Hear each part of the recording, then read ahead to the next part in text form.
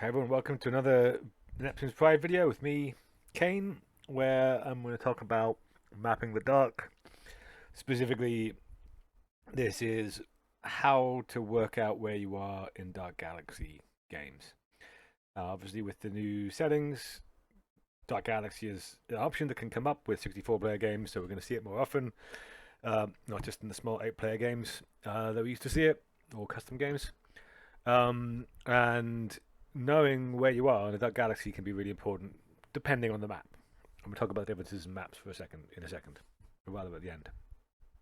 Because in a big world, right, I need to know what's going on in order to decide what to do.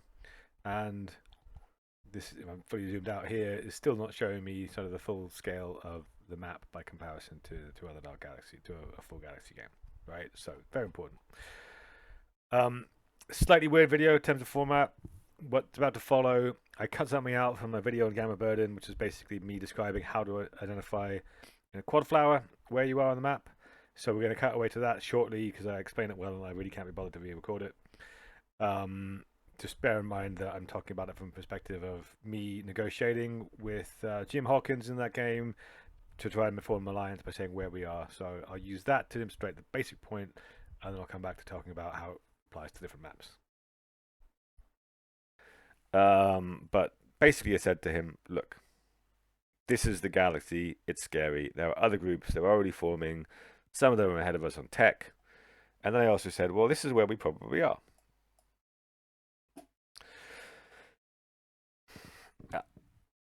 It's a dark galaxy. How the fuck did I work that out? Right? And again, I can only see at this point, even less than you're seeing here. At this point, all I can see is really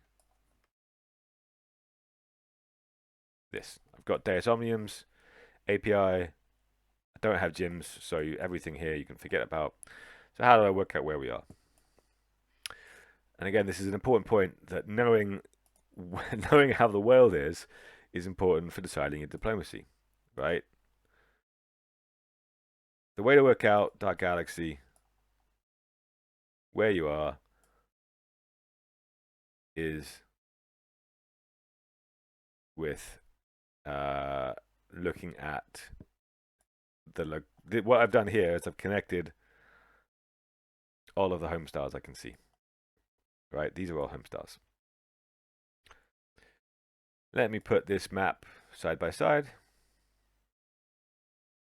Okay, so what am I doing? This is a map. This is the pattern roughly of stars. Well, this is the pattern of stars in the quad flower map. It's different for every single one, but the distances between home stars are consistent, right? In quad flower, all the home stars. Let's pull that back, right? All the home stars are exactly 9.92 light years away. Okay, so you can map them all out, and then you're comparing the pattern of home stars here to the actual pattern here, right? There's only a few that can match to this pattern. A few locations that can match to this pattern, right? Directly up here and this kind of triangle here. I know that Jim is further to this way, and I know that there's a player in between us. Okay, there's blue player. So I need this pattern and two players kind of this way. I could be here, right? But Jim has told me that he's below here, and he's told me he's got two players to his south, right? Okay, so that the two players to his south rules out here. Where else could I be? Can't be here, right? Because I know that this is directly above me. Could I be here? No, because this doesn't have the triangle pattern. Nothing, and this has the directly above me. Could I be here? No, because the triangle pattern isn't here, right? If this was me, there wouldn't be a star here. So I am almost certain at this point that I am here, that Jim is here, right? There's pretty much no other option unless I'm confused about where Jim. Like, it is possible that that there were stars down here, and this guy came here, and these people are here. So it is at least a little bit possible that I'm down on that corner, but I think it's pretty unlikely. And turns out I was 100% correct. Um, when you have a bit more vision, skip forward a little bit. Okay, right. Now I've got another home star. When you have a bit more vision, this is enough to be absolutely certain where you are. You know, okay. These diamonds on the quad flower, right? On the quad flower map, these diamonds are important. There are only a handful of places a diamond can exist, and as soon as you have one of the connections from it, you know where you are because the connections are unique. Right, so this diamond pattern here, where all 4 stars are equidistant. So this is a triangle, 2 triangles, right? So these are equidistant. This is the same distance. Okay, right? There, there, there, and there. So there's 1 per quad. But the next star is very different in each case. So if I was here, this would be directly down. So this guy would be here. We'd have someone here. We don't. Because there can only be 1 connection from there. If we were here, again, this would be directly down, and this would be over here. Notice that this would be different. This wouldn't be across. This one's up. Likewise here, this one would be up. This one would be across. This is up. This is down. Okay, so there is only 1 place on the map where this could be. At this point, I know exactly where we are. It's definitely here, 100% confirmed. There is no other possibility. Why am I saying all of this? It's really important. Once again, this is a bit of a digression, but once again, when I'm negotiating with Jim, what I need to consider is, what are my expansion paths? Okay, and I know, again, from the same pattern, so I bring it back, right? I know that when these guys are wrapped up, which is these 2 players, I know I've got this person. I know the only other person bordering them is them. So I've basically got all these stars guaranteed for me. Fantastic. That's my first expansion plan. At this point, I'm fairly high on the leaderboard, so I know that that's likely to happen. I know that Jim is going to have some options kind of across or down. That's fine. They don't really interfere with me. I know he's got an immediate with blue here that we've already divided up some of his stars. I've given most of them to Jim. And my hope, although this did prove unfounded, because I've got my friend here, I've got this guy here. My hope was that there were some stars here that I would be able to jump relatively easily. So hopefully that was useful.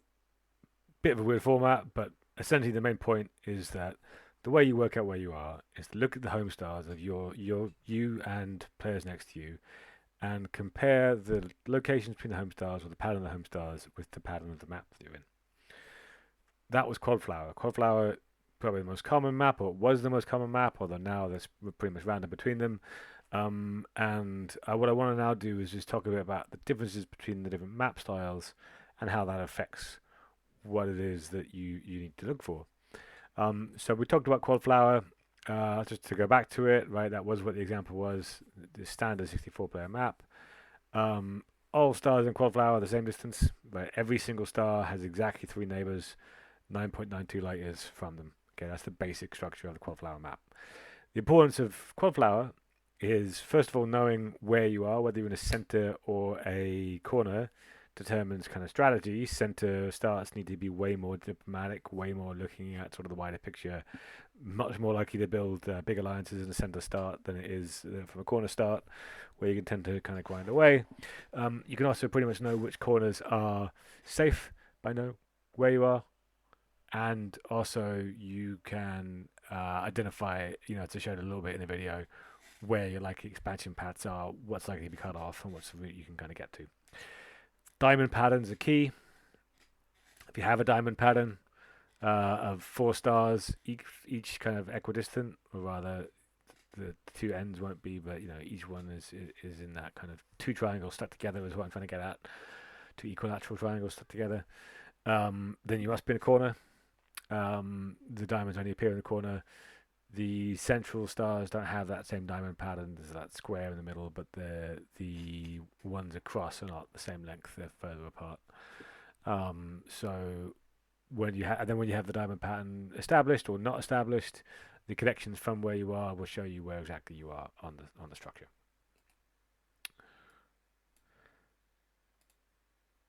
Next one to look at is the mega circle. Mega circle is a collection. It's 8 circles of 8 players in a circle. And there's kind of 2 different possible lengths in here. If you think about a circle of 8, right, you have 8 players, each with one neighbor in that circle, 2 neighbors in that circle, sorry, and the distance between the neighbors is 8 light years, always 8 light years. 2 players in that circle will be connected to the subsequent circle, or rather the 4 total, but two on either side, and the connection between the circles is a rectangle, so 9.48 light years to the next one. Not so important what corner you're in, right? It's important to know whether you're on a border of a circle or not, whether you're in the southwest or east or whatever corner. It doesn't matter too much.